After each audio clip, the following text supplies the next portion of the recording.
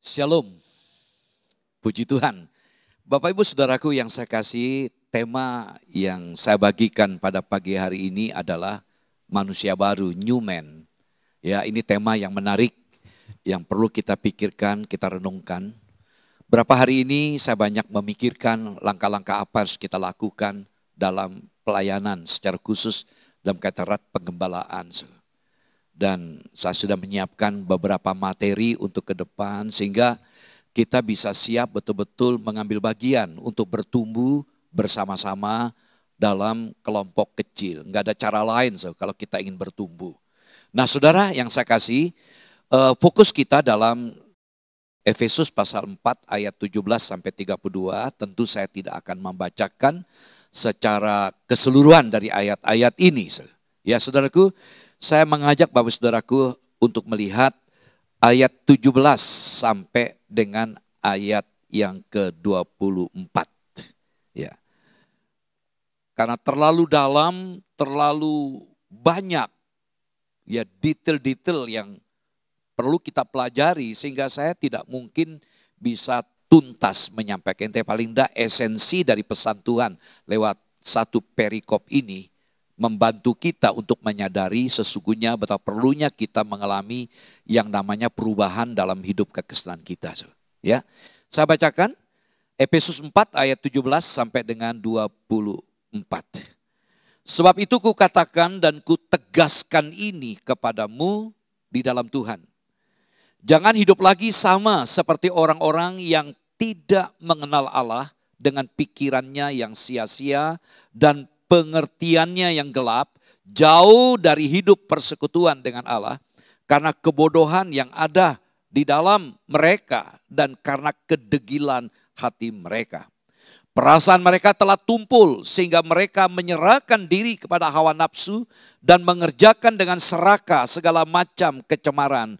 Tetapi kamu bukan demikian. Kamu telah belajar mengenal Kristus.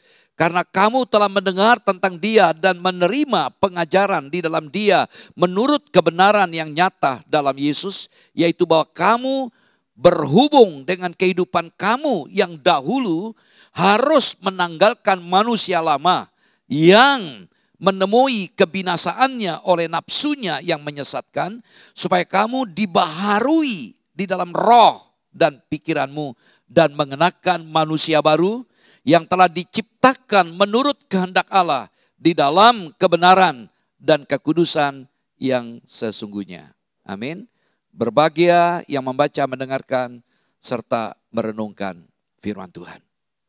Puji Tuhan.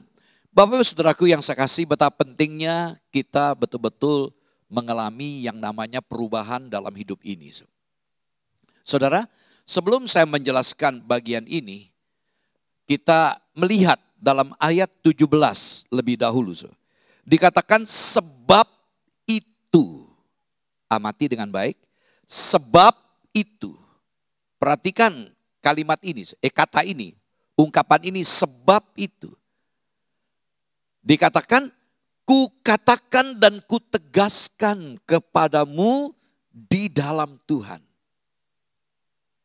Berkali-kali dalam surat Efesus menyebut istilah di dalam Tuhan, in the Lord, atau in Christ, dalam Yesus.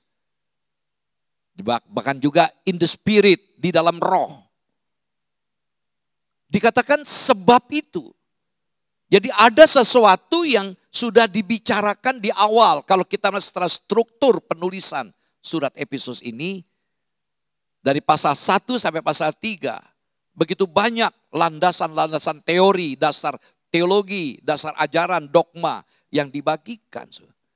Tapi izinkan saya mengambil konteks dekat untuk melihat ungkapan ini. Sebab itu ada kata erat dengan konteks dekat, yaitu pasal 4 ayat 1 sampai dengan ayat yang ke-16. Saudara, kalau kita amati dalam pasal 4 ayat 1 sampai 3 di situ. Di situ dikatakan bahwa hendaklah hidup kita ini sepadan dengan panggilan. Diungkapkan dalam ayat 1, sebab itu aku menasihatkan kamu, aku orang yang dipenjarakan karena Tuhan, supaya hidupmu sebagai orang-orang yang telah dipanggil berpadanan dengan panggilan itu. Jadi sebagai orang yang dipanggil berpadanan dengan panggilan yang sudah diterimanya. Nah, kata Yunani yang digunakan ada kata akios. Jadi artinya ada keserasian. Jadi kalau dipanggil, biarlah hidup kita itu selaras dengan panggilan itu. Nah, di sini bicara tentang bagaimana kita mencerminkan perpadanan, serasi dengan panggilan Allah, sehingga Yesus saja yang terlihat nyata di dalamnya. Sehingga ada dorongan dalam diri kita untuk memelihara kesatuan. Dalam ayat 3. Ayat 3 dijelaskan, berusahalah memelihara kesatuan roh. Kesatuan roh ini bukan diciptakan oleh kita. Itu diciptakan, diberikan oleh Tuhan Yesus. Kita cuma diminta untuk memelihara, berupaya. Dalam teks, dalam bahasa aslinya menjelaskan bahwa ada suatu upaya yang sangat keras dengan gigih berjuang untuk kesatuan. Memang gak gampang untuk bicara tentang kesatuan. Lalu dalam ayat 4 sampai 6 kita melihat bagaimana dasar kesatuan. Tadi yang pertama kita melihat bagaimana anugerah Allah yang diberikan kepada kita yang berbeda latar belakang, berbeda suku, berbeda latar belakang pemikiran, status sosial kita, namun di dalam Kristus kita disatukan. Karena itu peliharalah kesatuan itu. Ada upaya. Yang kedua, dasar kesatuannya apa? Kita ada di dalam Kristus. Satu Bapa, satu Allah, satu Tuhan, satu baptisan, satu iman, satu pengharapan. Saudara, jadi Allah memanggil kita untuk menjadi satu. Dan kesatuan itu harus dinyatakan dalam praktek kehidupan kita sehari-hari. Sehingga bagian ketiga, kita boleh berfungsi. Masing-masing kita punya keunikan, punya kelebihan. Nah, saudaraku yang saya kasih, mereka masing-masing punya keunikan. Jeremy, dia pemain piano yang luar biasa. Harusnya papanya cerita, dia sudah bisa mengajar musik juga. Tapi bagaimana dia mengalahkan keakuannya dia? Ya, dia mengalah karena perlu ada harmoni dengan permain musik yang lain. Intan seorang guru musik juga. Lulusan sarjana gereja musik. Ya, Gerson sudah pengalaman cukup lama. Dan Aksa, mereka tidak menonjol bagaimana supaya terjadi harmoni. Dan ini yang Tuhan inginkan dalam ayat 7 sampai 16. Kita bisa berfungsi sesuai dengan kemampuan, karunia, talenta yang Tuhan berikan. Nah, sehingga kita nggak bisa tidak di dalam Tuhan membuat kita ada dalam gereja. Kenapa diberikan karunia kepada kita? Setiap kita diberikan karunia untuk berfungsi, saling membangun. Berarti segala potensi itu tidak boleh disimpan. Potensi itu perlu dipakai. Maka aneh kalau ada orang Kristen yang tidak mau ambil bagian dalam pelayanan, aneh. Ya, sungguh aneh. Apapun alasannya aneh. Karena karunia diberikan untuk berfungsi. Sehingga ada hamba Tuhan yang memberikan kelengkapan, melengkapi. Efesus 4 ayat 12 dari kata Yunani, katartizo, yaitu memberdayakan. Supaya kita boleh berkenan dipakai untuk menjadi alatnya. Sehingga kita menjadi anak-anak Tuhan yang bertumbuh, dewasa. Sehingga kita bisa saling mengasihi. Itu konteksnya, saudaraku. Nah, saudaraku, inilah persoalannya. Kenapa seringkali kita tidak mampu memelihara kesatuan? Kita ada dalam gereja. Kita bisa terpecah belah dalam gereja. Kenapa bisa demikian? Ini yang kita bicarakan hari ini karena kita masih menggunakan manusia lama kita. Bajunya Kristen, tapi hatinya bukan. Ini serius. Saya cukup berat menyampaikan ini, saya harus bergumul betul-betul dalam doa untuk bagikan ini. Sehingga perlu saya jelaskan ini. Kasih karunia sudah diberikan menjadi kita bersatu yang berbeda. Dasar kesatuan kita satu baptisan. Dibaptis dalam nama Bapa, dalam Anak, dan Roh Kudus dalam Tuhan Yesus. Dasar kesatuannya itu. Dan kita diberikan potensi karunia untuk masing-masing ambil bagian.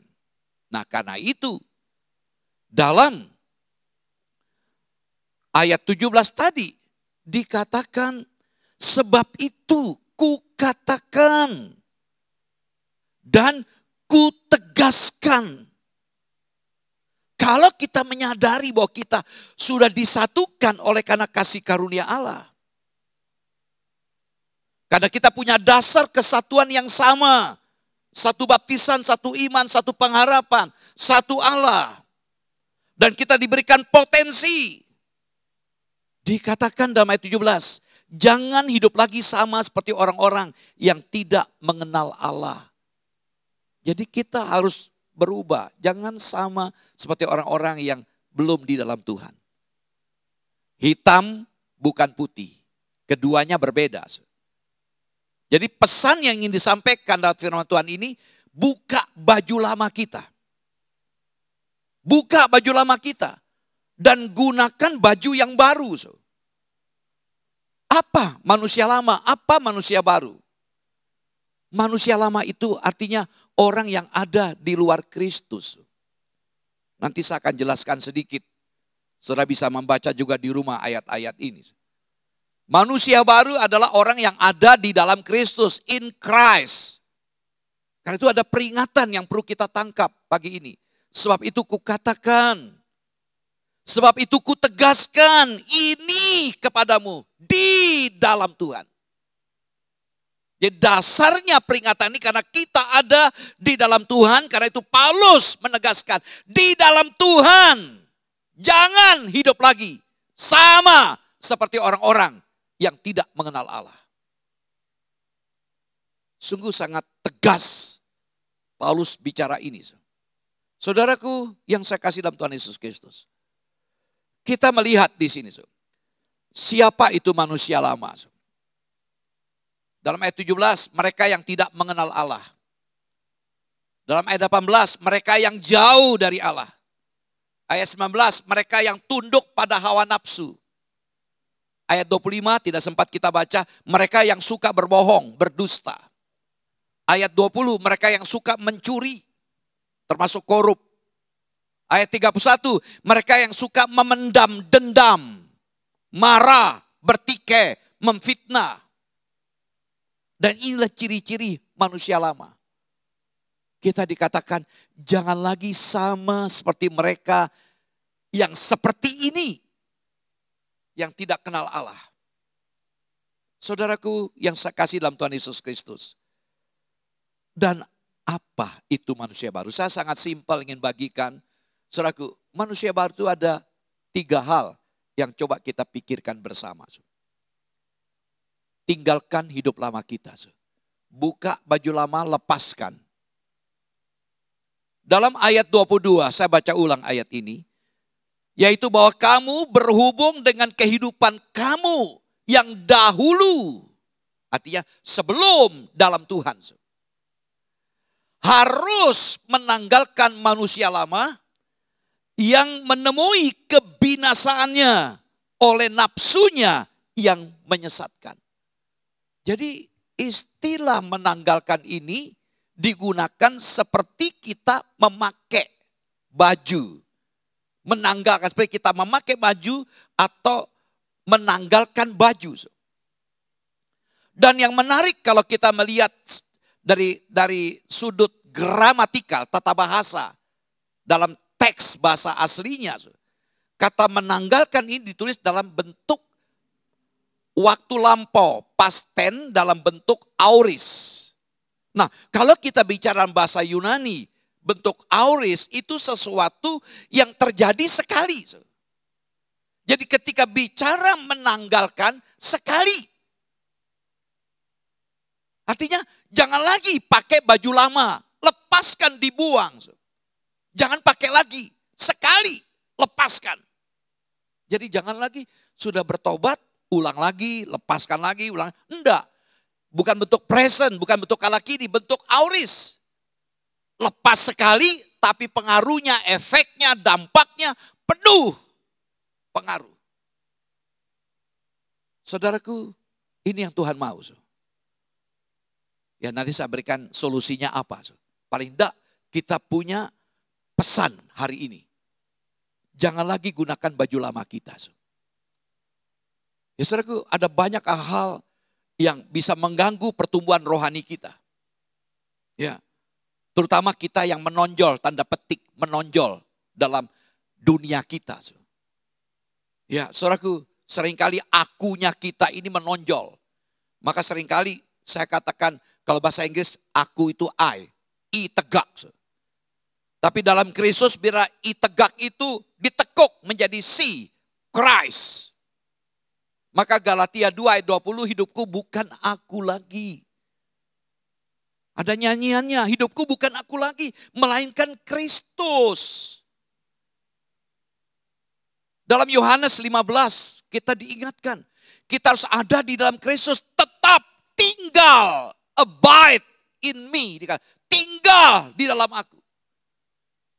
Kita tidak boleh lepaskan diri kita dari pokok anggur, itu gambarannya. Kita harus bersekutu, tetap ada dalam dia. Yesus katakan, di luar aku kamu tidak bisa berbuat apa-apa. Di luar aku kamu tidak akan pernah berbuah. Jadi kalau kita mengakui bahwa kita ada di dalam Kristus, mulai dari langkah pertama, tanggalkan. Sekali sudah, masa lalu lepaskan sudah, hidup lalu kita. Ya jujur, enggak gampang. Nanti dalam implikasinya saya sampaikan. Paling tidak poinnya yang pertama, tinggalkan hidup lama. Yang kedua, milikilah pola pikir baru. Ayat 23, saya bacakan. Ayat 23, supaya kamu, jadi ada kelanjutan dari ayat 22, ayat 22 tadi. Tanggalkan baju lamamu, supaya kamu dibaharui di dalam roh dan pikiranmu. Ada terjemahan yang terganggu saya. Dalam teks bahasa asli tidak ada kata dan, kata penghubung dan. Dalam versi King James dikatakan, sini dibaharui di dalam roh dan pikiranmu. Dalam versi King James dikatakan in the spirit of your mind. Artinya kita diperbarui di dalam roh pikiranmu. Tidak ada kata dan, roh pikiranmu. Ini bicara tentang spirit. Jadi kehidupan Kristen ini kehidupan spiritualitas. Bukan agamawi. Ya kita akui sekarang terjadi kebangkitan agama yang luar biasa. Menjelang tahun 2000 saya paling senang membaca buku John Naisbitt yang dengan tema megatrend. Ya 2000 istilah bahasa Indonesianya. Saya mengenal almarhum Bapak Pendeta Hosunaru dari LPMI karena saya dekat dengan LPMI. Seringkali kami share tentang hal ini. Salah satu ciri dari megatrend adalah kebangkitan agama. Lalu juga kebangkitan informasi. Dan kita rasakan sekarang ini. Semua sudah ada di sini. Begitu canggihnya. Dulu belum.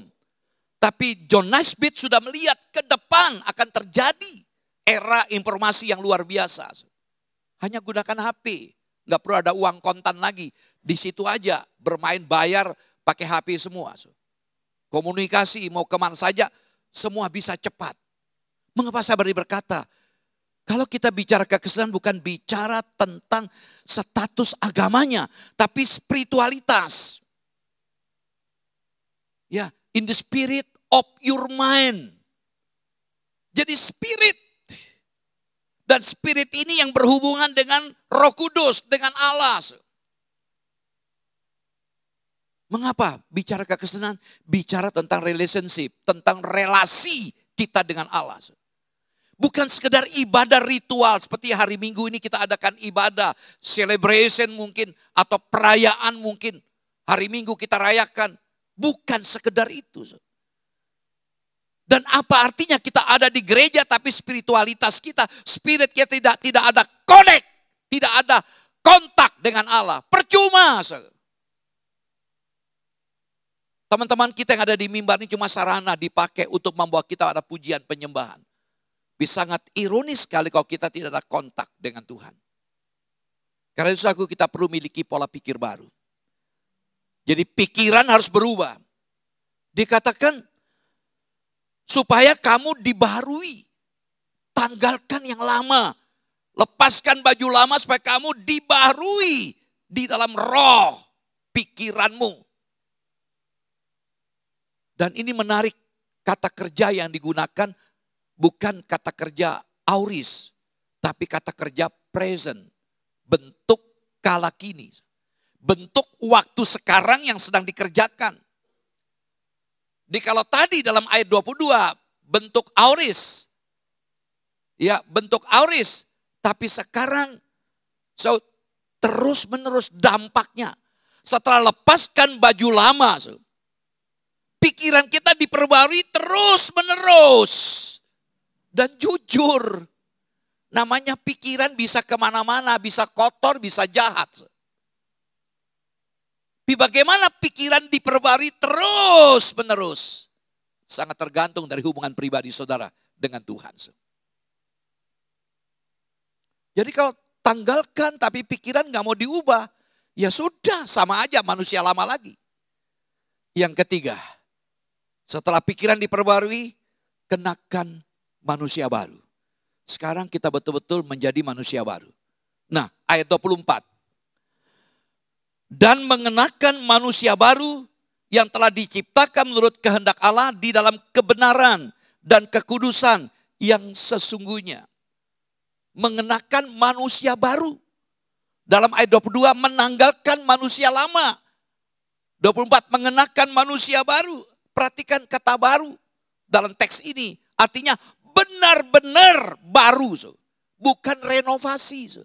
Ada rumah, karena banyak yang rusak, diperbaiki. Itu namanya renovasi. Ini enggak betul-betul totality. Totalitas. Baru betul-betul. Jadi bukan yang lama diperbaiki, tapi benar-benar hakikat keberadaan yang baru yang diberikan oleh Tuhan. Nah ini kita rindukan. Biarlah pagi ini kita punya wawasan pikiran rohani kita boleh berubah. Jangan puas karena engkau sudah di sini, sudah dibaptis. Enggak. Roh agamawi sangat bahaya. Kita merasa, saya sudah Kristen kok. Sejak dalam rahim pun sudah Kristen. Nanti dulu. Mengapa saya senang dengan pendekatan PI dilakukan oleh LPMI. Selalu menekankan. Ya, akui dosamu. Hadirkan Yesus dalam hidupmu sebagai Tuhan Juru Selamat pribadi. Karena bisa jadi ada orang Kristen yang sudah ke gereja. Belum menjadikan Yesus sebagai Tuhan dalam hidupnya. Ini kita akui, tidak bisa dipungkiri. Ngaku Kristen tapi tidak menjadikan Tuhan Yesus sebagai Tuhan penguasa dalam hidupnya. Justru yang berkuasa dirinya yang dia tonjolkan. Celaka. Namanya Kristen. Saudaraku, biar 3 hal ini menjadi pokok pikiran kita. Tinggalkan hidup lama kita. Milikilah pola pikir baru. Dan pakailah baju baru. Bukan baju lama yang dijahit-jahit. Baju betul-betul baru. Bahwa saya sudah diperbarui. Saudaraku, sebagai implementasi, konklusinya. Orang percaya harus mengenakan manusia baru. Gak ada cara lain. Yang disebut Kristen, hidup harus berubah. Supaya kamu dibarui dalam roh dan pikiranmu. Jadi intinya tadi adalah spirit. Karena itu orientasi kita dengan Roh Kudus. Dengan Allah yang ada bersama dengan saudara dan saya. Mengapa kita ada di gereja sebagai tubuh Kristus? Yesus adalah kepala gereja. Jadi kita butuh teman, sparing partner kita. Kita bisa bertumbuh karena ada teman. Kita nggak bisa sendirian. Saya berkali-kali katakan, saya punya teman-teman yang menjadi mentor saya. Bisa jadi beliau dengar ini dari Melbourne. Pendeta Victor Liu, itu salah satu mentor saya. Ini juga selalu rutin ikuti khotbah saya. Pendeta Guntar Maniku, Pendeta Agus, itu mentor-mentor saya. Yang membantu mengawasi saya, mengkritisi saya. Saya perlu Diperbaiki juga ada kesalahan. Kita perlu, kita nggak bisa sendirian. Mari kita bangun sebuah relasi yang baik. Jangan hidup eksklusif. Yang penting aku hari Minggu sudah ke gereja, clear. Tidak. Saudaraku, kita belajar. Hubungan kita dengan Roh Kudus. Jadi kata-kata yang seringkali diulang dalam surat Efesus adalah in the Lord, di dalam Tuhan. In Christ, dalam Kristus. Dan di dalam Dia. Tadi dikatakan, ku tegaskan di dalam Tuhan. Supaya kamu jangan sama seperti orang-orang yang tidak kenal Allah. Mari kita baca Efesus 6 ayat 10. Sebagai ayat penutup, saya tidak panjang. Simple, ingin bagikan untuk kita pikirkan bersama-sama. Efesus 6 ayat 10, akhirnya hendaklah kamu kuat di dalam Tuhan, di dalam kekuatan kuasanya. Akhirnya, finally. Ini ada kaitan penutup sebagai closing, apa menjadi ajaran praktek. Setelah belajar teologi, Efesus pasal 1 sampai pasal 3, lalu mulai masuk pasal 4, ayat 1 sampai pasal 6, sampai selesainya, Paulus mengajar bagaimana hidup sebagai orang yang sudah dipilih, ditetapkan sebagai anak-anak Tuhan. Yang sudah ada di dalam Tuhan. Memang gak gampang di dalam Tuhan. Kalau kita belajar melihat dalam pasal 5. Pasal 5 misalnya. Bagaimana hubungan suami dan istri, istri dengan suami. Dalam pasal 6 hubungan orang tua dengan anak, anak dengan orang tua. Dalam pasal 6 juga hubungan antara majikan dengan karyawan, karyawan dengan majikan. Seringkali terjadi benturan-benturan dalam rumah tangga. Ya. Bulan Juni nanti Bapak Pendeta Andreas Gunawan akan bicara tentang anak, menantu, dan mertua.